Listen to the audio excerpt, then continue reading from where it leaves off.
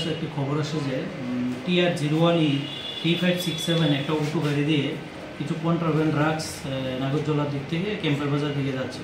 এই খবর পাওয়ার সঙ্গে সঙ্গে আমার থানার সাব ইন্সপেক্টর সামবেদ বর্মা দেবানন্দ ত্রিপুরা আমাদের এডিনগর রোড নাম্বার 5-এ ক্যাম্পের বাজার রোডে ভেহিকেল চেকিং এবং এখানে ভেহিকেল চেকিংয়ে শুরু করে এবং গাড়িটিকে আটক করতে সক্ষম হয়, যার নাম্বার TR01E3567। আটক করে আমরা ড্রাইভারকে জিজ্ঞাসাবাদ করে তাকে জিজ্ঞাসা করলে সে তার নাম জানায় সুজিত বর্মন, এবং গাড়ির মধ্যে আরও 3 জন লোক ছিল। এর মধ্যে একজনের নাম জয়ন্ত দাস আর 2 জন বাংলাদেশি বলে তাদের নাম পরিচয় দেয়, যার মধ্যে একজনের নাম হলো হৃদয় মিয়া আর একজনের নাম হলো আবুল হাসান। এবং আমরা তাদেরকে জিজ্ঞাসাবাদ করে এবং গাড়ি তল্লাশি করে গাড়ি থেকে 25টি স্কফ এবং একটি শোকেস যের মধ্যে ব্রাউন সুগার আমরা তাদের কাছ থেকে উদ্ধার করি এবং তাদেরকে জিজ্ঞাসাবাদ করে জানতে পারি এই 2 জন বাংলাদেশি লোক তারা মধুপুর হরিহরদোলা বর্ডার দিয়ে এসেছে এবং তারা এগুলি কালেক্ট করে বাংলাদেশে পাচারের উদ্দেশ্যে নিয়ে যাওয়ার জন্য এসেছে, যার মেইন কারিগর হলো সুজিত বর্মন এবং জয়ন্ত দাস এবং আরও অনেকে এটার সাথে যুক্ত আছে।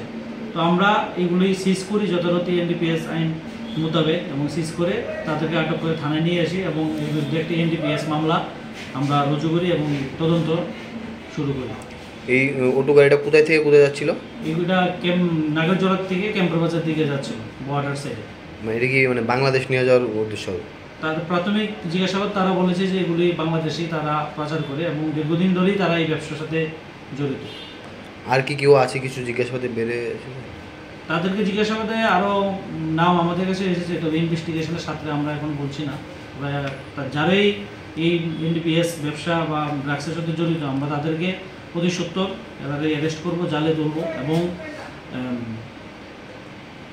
সরকারের যে একটি নীতি যে ড্রাগস ফ্রি ত্রিপুরা, এটা আমরা কার্যকর করছি এবং আগামী দিনও এরকম নেশা বিরোধী অভিযান আমাদের জারি থাকবে, যাতে সমাজ থেকে নেশার সাথে যারা যুক্ত তাদেরকে আমরা কেসে আওতায় এনে সমাজকে আমরা ড্রাগস ফ্রি করতে পারি। এই ভারতীয় 2 জন যে তাদের বাড়ি কোথায়, আর বাংলাদেশের 2 জন যে তাদের বাড়ি কোথায়?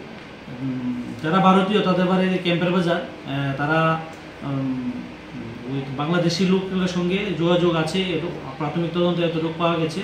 2 জনের বাড়ি বাংলাদেশ ব্রাহ্মণবাড়িয়া ডিস্ট্রিক্ট কসবা থানার আন্ডারে